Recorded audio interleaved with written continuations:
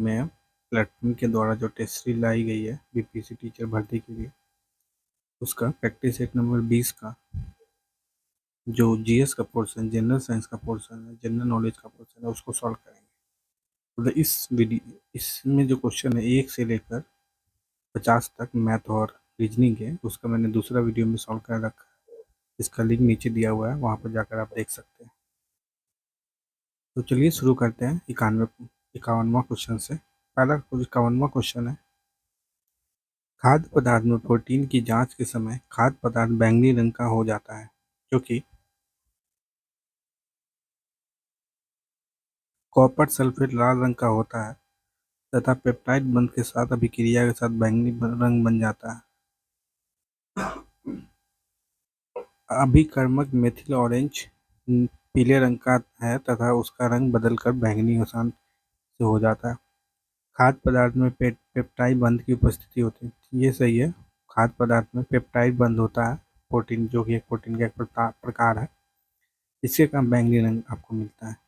इसका answer C हो जाएगा। 52वां क्वेश्चन है, निम्नलिखित में से कौन सा समुद्री लहरों से होने वाला अपरदन एवं निषेधन नहीं है?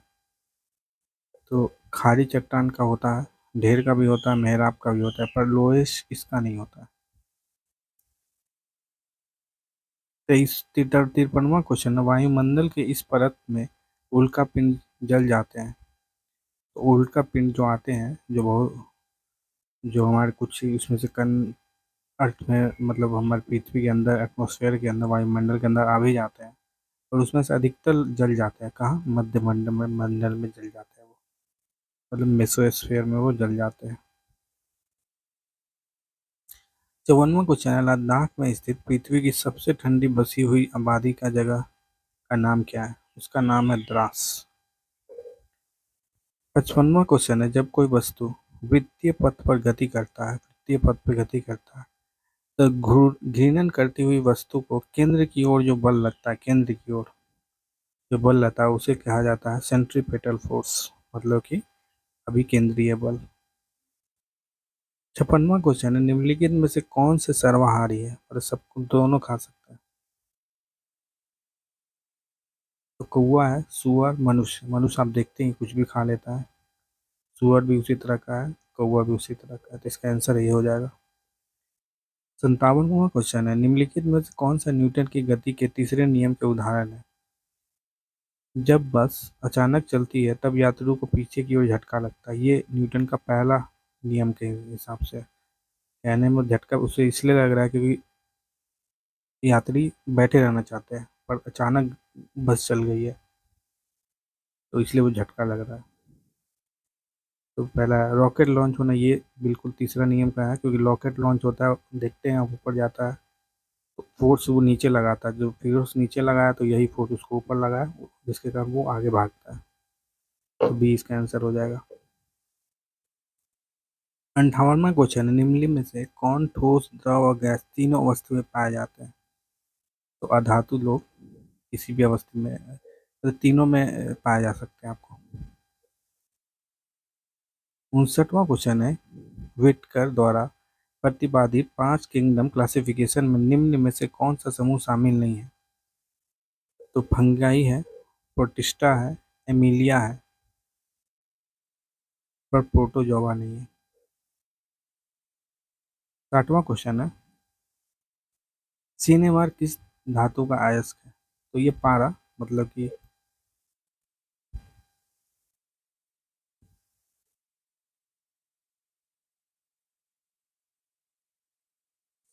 कि मरकरी या का अयस्क है ये, जिसका होता है मरकरी टू सल्फाइड। इसमें सल्फर भी होता है, मतलब सिनेमार में, तो सल्फर भी मिलेगा। निम्नलिखित में से उस मिश्र धातु की पहचान करें जिसमें सीसा, लेड एक घटक होता है। तो लेड और टील मिलकर क्या बनाता है? सोल्डर। सोल्डर जो होता है, सोल्डर जो आप करते हैं, सोल्डर में आपका लेड या शीशा बोलिए, या और टीन होता है, दोनों मिला के होता है, तो इसका आंसर ये हो जाएगा। 62वां क्वेश्चन है, उस प्रक्रिया का नाम क्या है जिसके द्वारा कोई धातु आस पास उपस्थित नमी, एसिड इत्यादि द्वारा प्रभावित होता है? और वो सड़ जाता है, धीरे धीरे बेसिकली खराब हो जाता है। उसी को बोला जाता है संक्षारण, मतलब कोरोजन। निम्नलिखित में से किसका एक परिरक्षक के रूप में उपयोग किया जाता है? तो आप परिरक्षक के रूप में किसका उपयोग करते हैं इसमें से? सोडियम मामिटेट, सोडियम क्लोराइड। ये सोडियम क्लोराइड इसका सही हो जाएगा। सोडियम क्लोराइड को आप परिरक्षक के रूप में इस्तेमाल करते हैं। 64वां क्वेश्चन है, समान वायुमंडल दाब पर कौन समुद्र तल से 45 डिग्री अक्षांश पर बर्फ का गलनांक क्या होगा? तो वहां पर होगा आपका 273.16 केल्विन।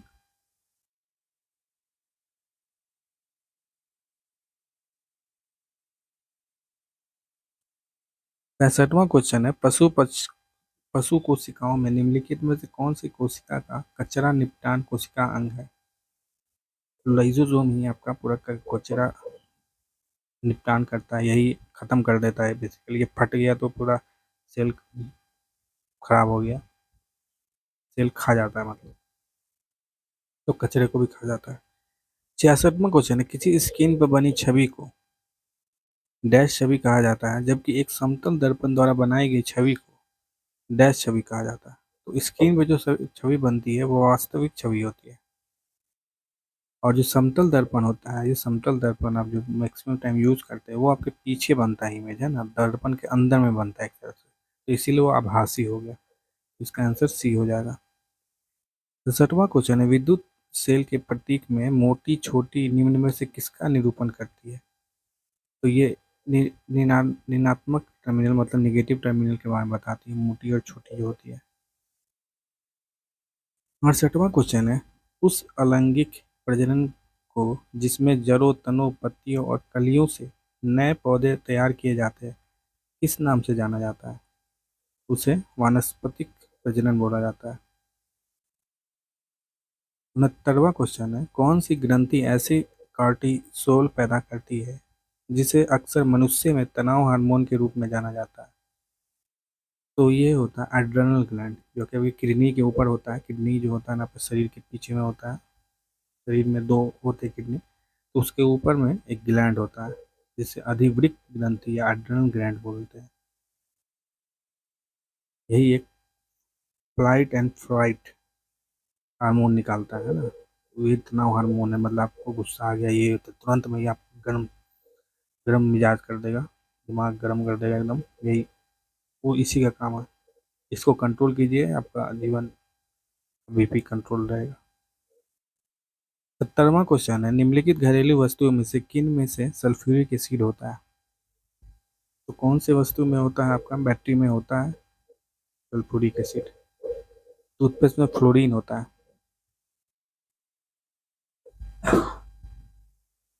71वां क्वेश्चन है, अधिकांश सरीसृपों में एक डैश होता है, तो तीन कक्षीय हृदय होते हैं। सरीसृप में आपका होता है 3 चैम्बर्ड हार्ट, है ना, तीन तीन कक्षीय होता है, तीन कक्ष होता है।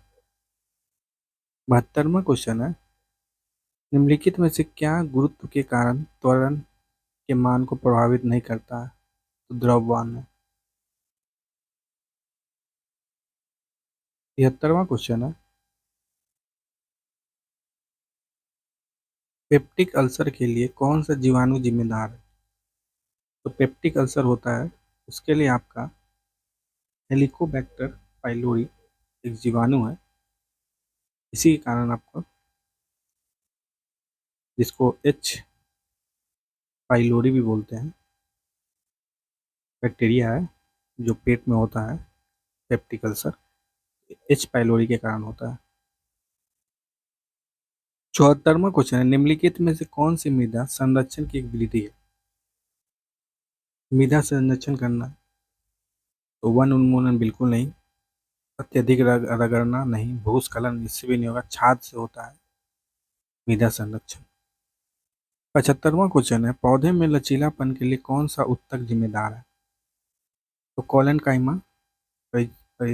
पौधों में लचीलापन आता है जिसका वो मुड़ जाता है, टूटता नहीं, मुड़ जाता है, तो हाथ से अब थोड़ा मोड़ते तो मुड़ता है, वो कॉलन काइमा के कारण होता है, कॉलन काइमा।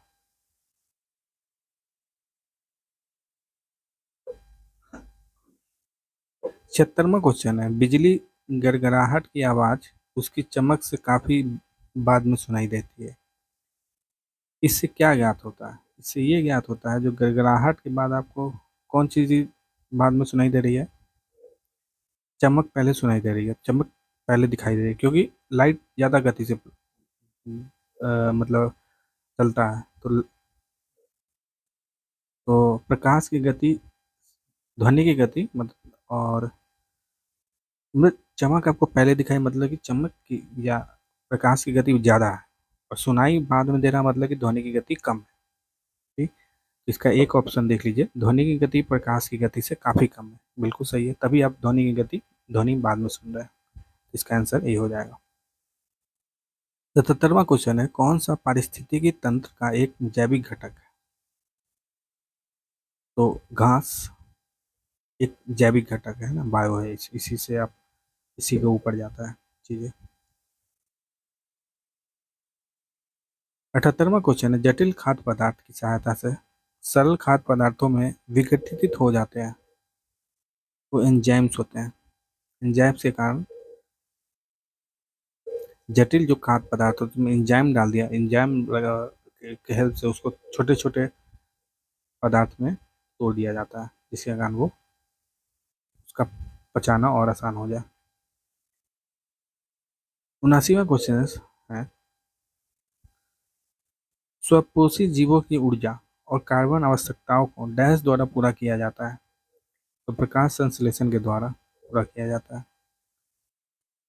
80 क्वेश्चन है, डैश में लिंगुअल लाइपेज नामक एक एंजाइम होता है जो वसा को विघटित करता है। आपके लार जो है ना, सैलिवा, जो आपके मुंह में होता है, उसमें लिंगुअल लाइपेज होता है जो आपको फैट को पचाने में मदद करता है। इस प्रकाश के प्रजनन में अधिक विविधता उत्पन्न होती है? तो आपका लैंगिक प्रजनन में अधिक विविधता होती है। 82वां क्वेश्चन, अवतल दर्पण में जब वस्तु को अनंत पर रखा जाए तो छवि बनेगी, केंद्र पर वास्तविक बनेगी, उल्टी बनेगी, और अत्यधिक संकुचित छवि बनेगी, है ना।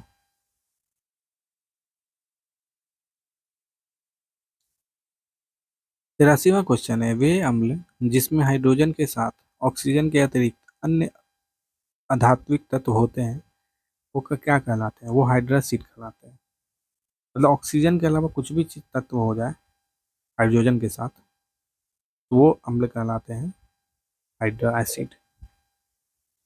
84वां क्वेश्चन, गन्ने के मीठा रस निकालने के बाद बचा हुआ फाइबर कहलाता है, उसे खोई कहा जाता है, बगैस।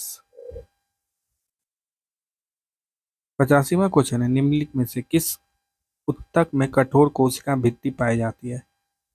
वो स्क्लेरेनकाइमा में कठोर, हार्ड, मतलब हार्ड सेल का वाल होता है, हार्ड कोशिका भित्ति होती है। 66वां क्वेश्चन है, 86वां क्वेश्चन है, मनुष्य जाति के एक पुरुष को उसके एक शुक्राणु उसके या उसकी डैश से प्राप्ति होती है? तो उसके माता से होता है, एक्स का माता से आता है और वाही पिता से आता है। निम्न में से कौन सी प्रक्रिया अत्यधिक उष्मक्षेपी होती है? वो होता है सल्फ्यूरिक अम्ल का जल में घुलना, बहुत ऊर्जा देता है ये। 88वां क्वेश्चन है, दांतों का टूटना तब शुरू होता है जब मुंह का पीएच डैश हो जाता है, 5.5 से कम हो जाता है। 89वां क्वेश्चन है, जब बैरोमीटर की परत अचानक घट जाती है तो यह इंगित करती है, बैरोमीटर क्या नापने है? प्रेशर नापने के लिए होता है। तो बहुत घट जाती है तो उसका मतलब होता है बेहद तूफान आने वाला है, मतलब बहुत ही ज्यादा तूफान। 90 क्वेश्चन, निम्नलिखित में से कार्बन के कौन से मिश्रण का द्रव बनने और उबलने का तापमान सर्वाधिक है?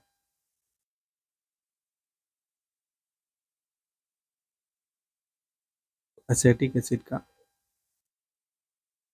91 क्वेश्चन है, किस स्थान को nursery of the Bengal army कहा जाता है? ये अवध को बोला जाता है nursery of the Bengal army. 92 question है, वर्ष डैश में छत्तीसगढ़, उत्तराखंड और झारखंड राज्यों का गठन हुआ? तो झारखंड आपको सबको पता ही है, 2000 में, 15 नवंबर 2000 में बिहार से अलग हुआ था। तो ये सभी एक ही साथ हुए थे, आगे पीछे हुए थे, कोई 1 नवंबर को हुआ था, पर नवंबर में ही हो गया था सभी, और 2000 में ही हुए थे, तो इसका आंसर 2000 है। एस टी पी पी का मतलब 93 question, S T P P का पूरा पूरा नाम क्या है? इसका होता है super thermal power plant. 94 question, 1928 में साइमन कमीशन में किस उद्देश्य से आया था? ये आया था प्रशासनिक सुधार पर विचार करने के लिए।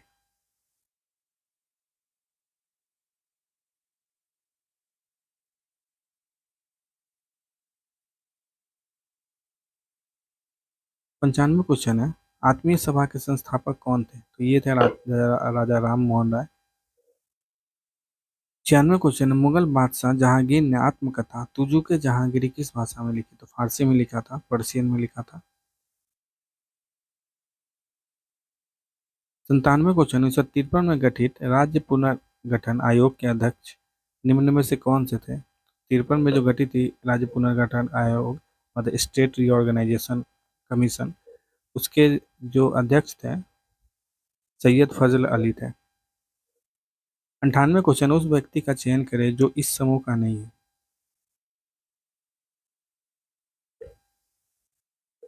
तो रुक्मणी अरुणदेव मृणाली साराभाई महाराजा बिरजू, ये टेनिस खेलती है और ये लोग टेनिस नहीं खेलते हैं। 99 क्वेश्चन है, मेघालय की गारो पहाड़ियाँ निम्नलिखित में से किस फसल के उत्पादन के लिए जानी जाती है? तो संतरा बहुत ज़्यादा होता है मेघालय में, गारो, खासी, जयंतिया, ये सभी पहाड़ आपको मेघालय में मिलेंगे। 100वां क्वेश्चन है, the general theory of employment interested and money के लेखक कौन थे जिन्हें अर्थशास्त्र की एक अलग शाखा के रूप में मैक्रो इकोनॉमिक्स की नींव रखी थी? ये थे जॉन मेनार्ड किन्स। 101वां क्वेश्चन है, भारत में स्थानीय स्वशासीय स्वायत्तशासी संस्थाओं के प्रति सजगता दिखाने के लिए निम्न में से किसे जाना जाता है? तो जॉर्ज बार्लो को जाना जाता है स्वायत्तशासी संस्था के प्रति सजगता दिखाने के लिए। 102वां क्वेश्चन है, इल्बर्ट बिल विवाद निम्नलिखित से किससे संबंधित था? इसमें यही था कि यूरोप के मामले लोगों के मामले की सुनवाई करने के लिए भारतीय न्यायाधीश पर लगाई गई पाबंदी को हटाया जाना। मतलब उस समय क्या होता था, जो इंडियन लोग गलती करते थे उसके लिए तो यूरोपियन जो कोर्ट में होते थे जज वही डिसीजन बताते थे, या यूरोपियन भी गलती किया या भारतीय गलती किया तो यूरोपियन वहाँ पे जो जज बैठे हुए वही फैसला सुनाते थे, पर इंडियन नहीं सुना सकते थे। इंडियन और जो इंडियन जज थे वो जो यूरोपियन लोगों का फैसला नहीं सुना सकते थे, वो इंडियन लोगों का ही फैसला सुनाते थे।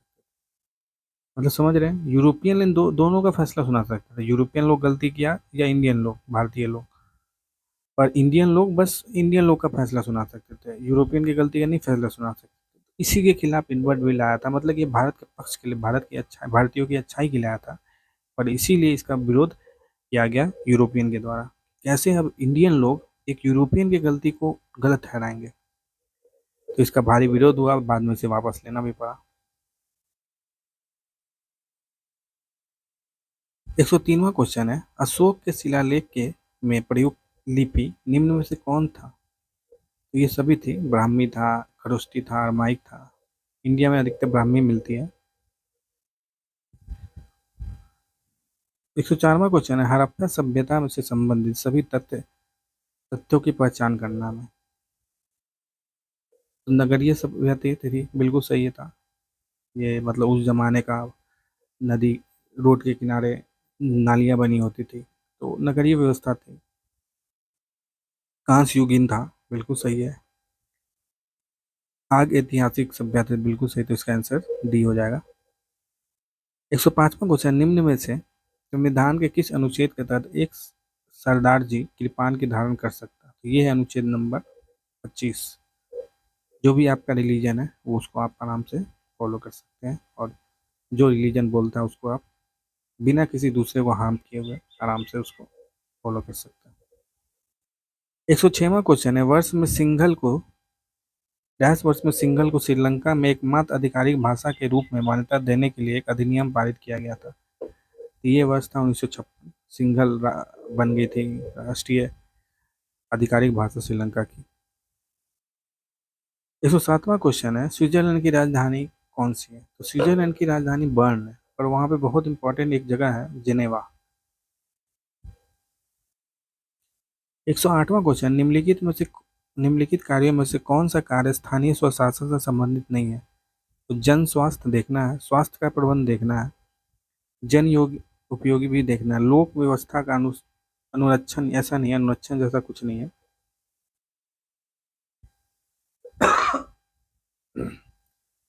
109वां क्वेश्चन है, निम्नलिखित में से किसे सामाजिक आधारित संरचना के अंतर्गत शामिल नहीं किया जाता है? सामाजिक आधिकारिक संरचना के तहत शामिल नहीं किया जाता है। शिक्षा है, ऊर्जा नहीं आएगा, आवास भी आएगा, ट्रांसपोर्टेशन मतलब परिवहन नहीं आएगा, स्वास्थ्य आएगा। ठीक, मतलब ये नहीं आएगा, ऊर्जा नहीं आएगा, परिवहन नहीं आएगा। इसका आंसर आपका सी हो जाएगा। 110वां क्वेश्चन है, 1944 में गांधीवादी योजना को किसने प्रतिपादित किया था? 1944 में गांधीवादी योजना को श्रीमन नारायण अग्रवाल द्वारा प्रतिपादित किया गया था 1944 में।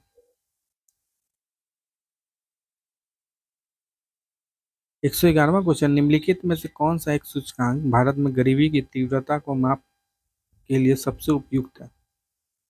यह है बहुआयामी गरीबी सूचकांक, जिसको बोला जाता है मल्टी डायमेंशनल पॉवर्टी इंडेक्स। आजकल यही फॉलो होता है, क्योंकि पॉवर्टी का मतलब ये नहीं कि आपके पास पैसा नहीं, पॉवर्टी का ये भी मतलब है कि आपके पास घर नहीं है, पॉवर्टी का ये भी मतलब कि आपके पास शिक्षा नहीं है, आपको रहने के लिए एक बेहतर जगह नहीं मिल रहा, आप नाली के ऊपर घर बना के रहे हो। तो ये भी पैसा होते हुए भी आपको मतलब कि वो एक स्लम में जो रह रहे हैं महाराष्ट्र में, वो भी एक गरीबी कहलाएगा, भले वो कितना भी कमा रहा है, बहुत सारे उसमें बहुत अच्छा कमाता होगा स्लम में जो रहते हैं, पर वो भी गरीबी कहलाएंगे, क्योंकि आजकल कंसेप्ट चलता है multi dimensional poverty index.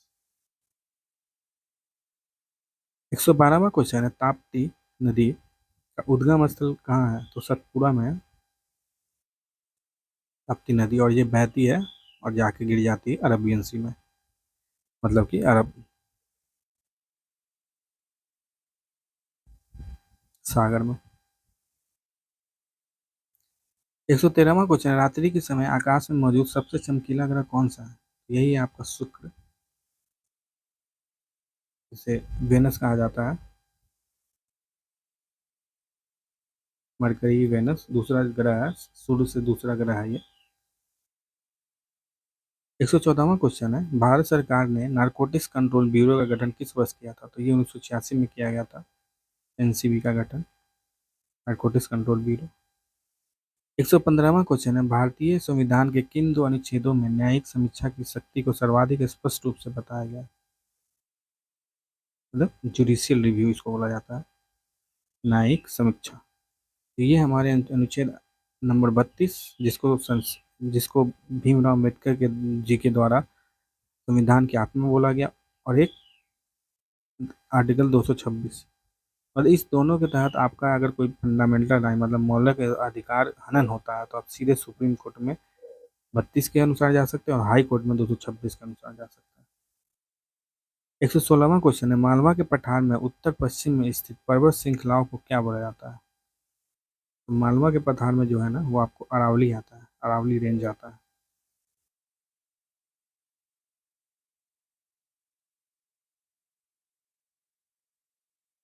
117 question है, इंडियन एसोसिएशन की स्थापना कब हुई थी? तो ये किया गया था उसकी स्थापना 1876 में सुरेंद्र नाथ बनर्जी और आनंद मोहन बोस के द्वारा। ये भी एक तरह का कांग्रेस टाइप का ही था, पर उतना एक अच्छा नहीं था, मतलब एक बहुत सारे लोग नहीं थे इसमें, बहुत कुछ ही लोग थे। ये 1876 में बना था, सुरेंद्र नाथ बनर्जी और आनंद मोहन बोस जी के द्वारा। 118वां क्वेश्चन है, निम्नलिखित में से कौन सा देश ब्रिक्स समूह का सदस्य नहीं है? तो इसमें से देखिए, जिस भी देश का इंग्लिश में अगर इससे स्टार्ट नहीं हो रहा है, बी से होता है ब्राजील, आर से रसिया, आई से इंडिया, सी से चाइना, ए से साउथ अफ्रीका, तो श्रीलंका देख सकते हैं इसमें नहीं है। 119वां क्वेश्चन, टकला मकान मरुस्थल किस देश में है? तो ये आपका चीन में है, पूरी तरह से चीन के अंदर में है। 120वां क्वेश्चन है, कौन सा सुल्तान नया धर्म चलाना चाहता था किंतु उलेमा लोगों ने उसका विरोध किया? तो वो था अलाउद्दीन खिलजी।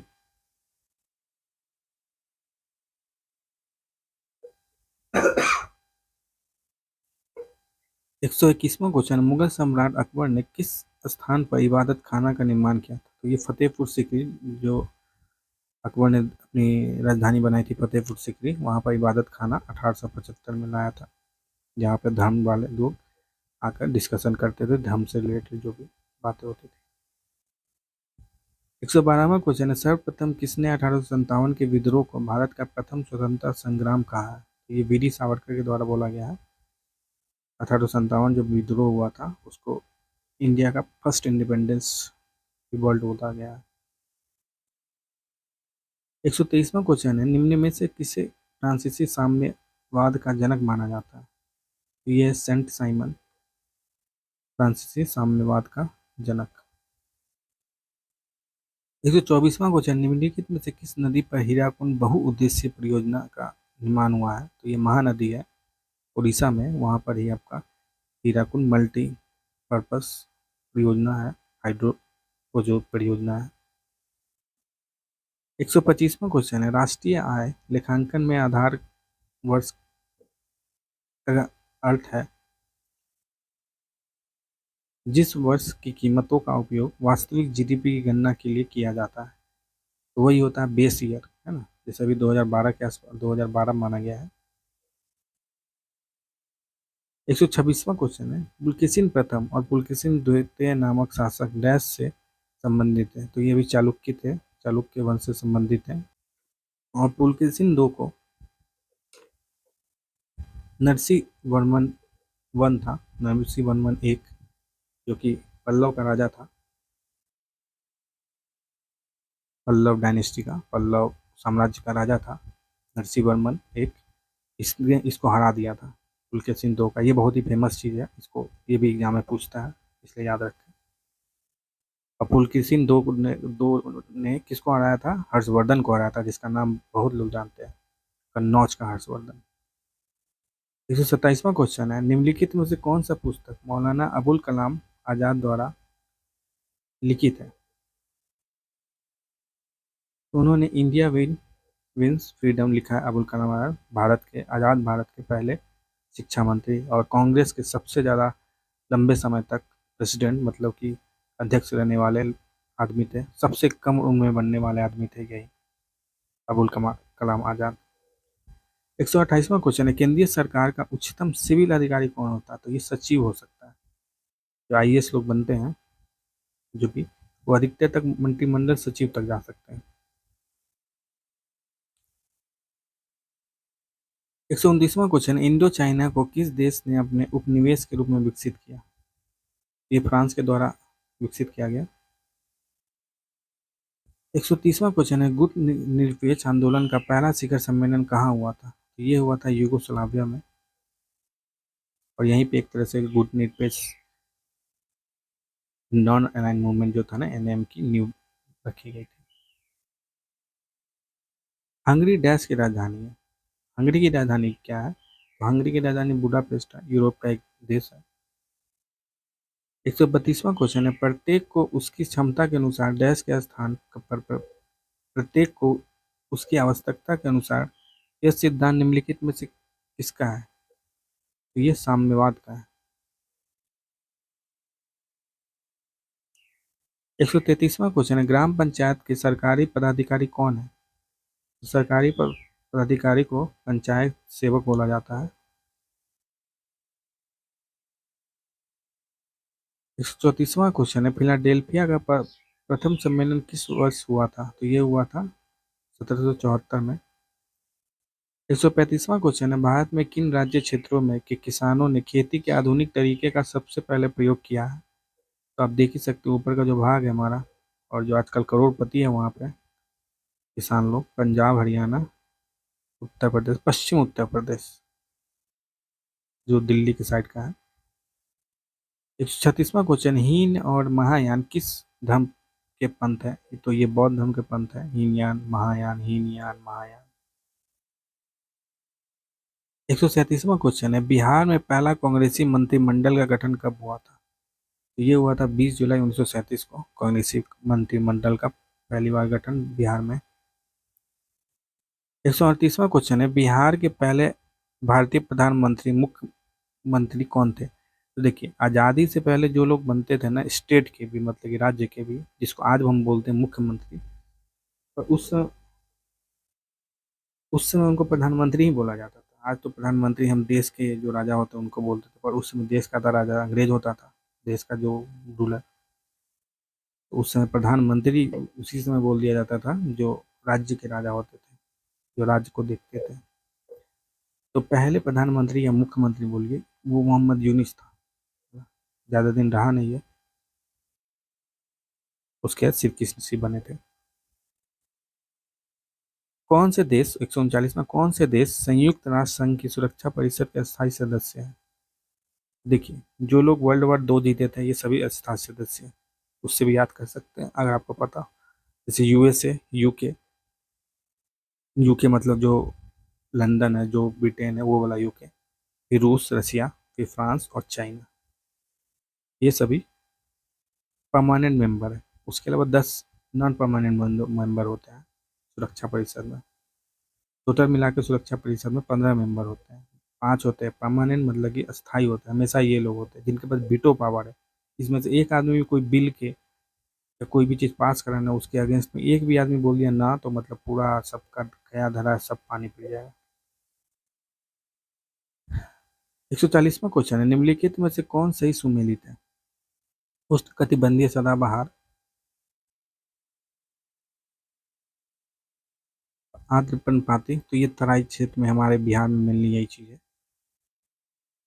तो डी इसका आंसर है। 141वां क्वेश्चन है, बिहार भारत के 74वें गणतंत्र दिवस समारोह 2023 में जो हुआ था कि मुख्य अतिथि कौन थे? तो वे थे अब्दुल फतेह अल सीसी, जो कि इजिप्ट के प्रेसिडेंट थे, इजिप्ट के राष्ट्रपति थे, मिस्र के राष्ट्रपति थे। 142वां क्वेश्चन है, एयरो इंडिया 13-17 फरवरी 2023 तक कहाँ आयोजित किया गया? तो ये बेंगलुरु में किया गया था आयोजित। ये हमेशा वहीं होता है, बेंगलुरु में ही होता है।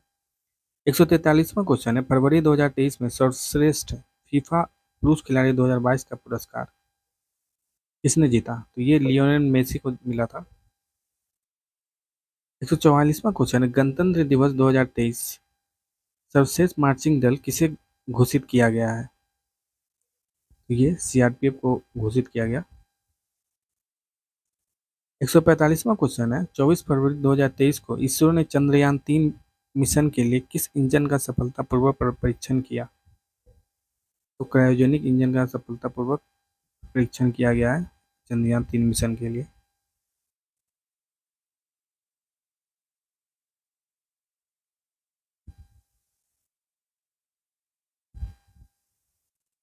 146वां क्वेश्चन है, किस देश ने जीएसएमए गवर्नमेंट लीडरशिप अवार्ड 2023 जीता?